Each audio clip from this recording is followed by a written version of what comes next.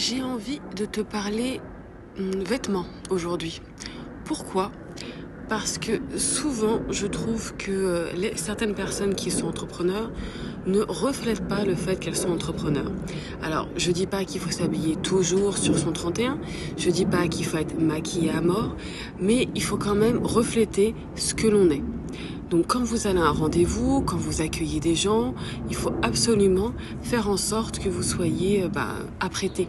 Alors apprêté, ça veut dire une petite touche de mascara, c'est pas compliqué.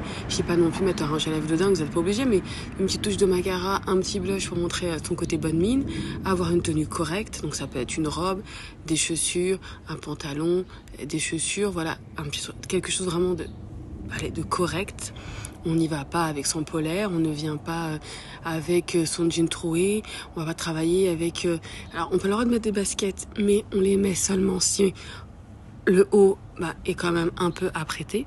Mais voilà, on s'habille quand même en fonction de son métier. Alors bien sûr, quand je dis entrepreneur, c'est pas les entrepreneurs qui travaillent dans le bâtiment ou autre.